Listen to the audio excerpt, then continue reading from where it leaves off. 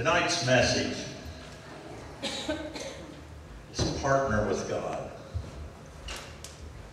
Did you ever think about taking God as your partner? In the Old Testament and the New Testament, there's reference made to tithing. The old prophet Malachi, who happened to be the last of the Old Testament prophets, in Malachi 10 said, "Bring ye all tithes into the storehouse." Now originally, the storehouse was a place where all the grain was brought, corn, wheat, etc., was kept in one place. The New Covenant, and that's what the New Testament is, it's a covenant. Was the Old Covenant was the Old Testament. The New Covenant is the New Testament. The New Covenant referred to the storehouse as the place where souls are fed. That's this building here, that's a storehouse. That's where the souls get fed. It's where you get the spiritual nourishment. And I looked up the tithe just to see exactly what it meant, and it said to give 1/10 of one's income, either in kind or money, contributed voluntarily for charitable purposes. Tithing as an expression of love to God through your willingness to give back a portion of what God's already given you. Everything we got, God gave us. We wouldn't have anything if He hadn't given us something. He gave some people more than He gave others. There's a reason for that. And I know everybody just gets, this is what pastors get when they start talking about a message like this. They get up there and they say, "Okay, you must hit us up for some money." A lot of pastors are real reluctant to speak or preach on tithing. And then there's some, I've been there, you've been there. It's the #1 sermon that they use, at least twice a month. And there's a reason for that too. Actually, the topic of money was a pretty important subject in the New Testament. You know what the parables are that Jesus used to teach with? There were 36 parables that Jesus used in His teaching while He was here on earth. 16 of those dealt with money. Bet you didn't know that.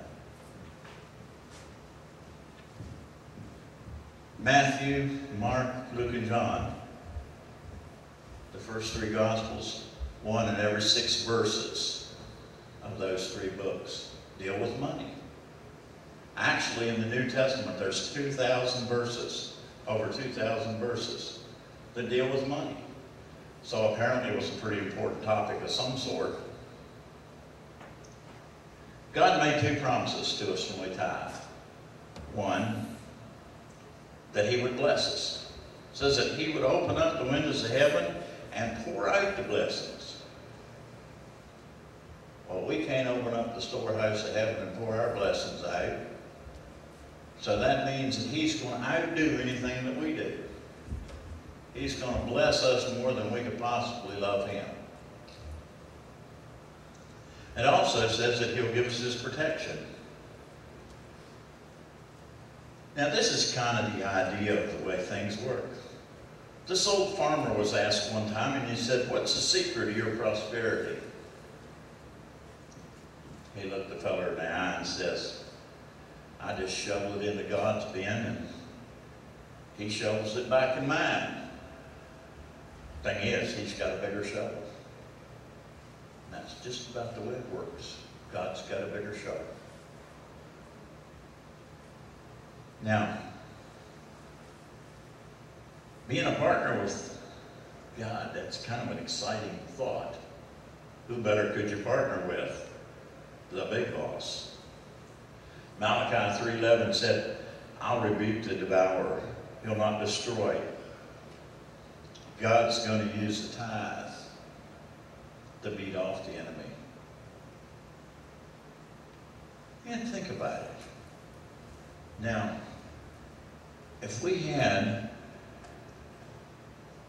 the good guys fighting as hard as the bad guys fought to run the country, or the evil side, or however you want to look at it, things get really messed up sometimes. But if the people that were standing for right, if the Christians, the people that were tithing, that were putting a part of their life back to God, what kind of state would this country be in now if the Christians put as much effort into supporting the country or their church or keeping Christianity in politics as the bad guys do to keep them out? If the Christians used 10% tithe to fight what some of these groups spend to get God out of the government, to get God out of the schools. I mean, God gave it all to us, and we spend so little to give it back. God's not really after our money. God really don't have a lot of use for the money. He's in the payback business. You ever heard people say, you do something for them? Well, I need to do something, I'll just pass it on. Pay it back to somebody else. Pass the favor on to somebody else. That's what God wants to do. God wants to be able to bless you. If we don't do something to get blessed for, how's God going to bless us? Tithing's not something that should be done grouchy. It ought to be done with a willing and cheerful heart. You know, it takes a loving heart. Matthew 6:21 says, for where your treasure is, there will be your heart also. You ever heard of J.D. Rockefeller? Dude had a lot of money. This is what J.D. Rockefeller said. I never would have been able to tithe the first $1 million I ever made if I had not tithed my first salary, which was $1.50 per week. Sounds pretty plain and simple. You can't outgive God.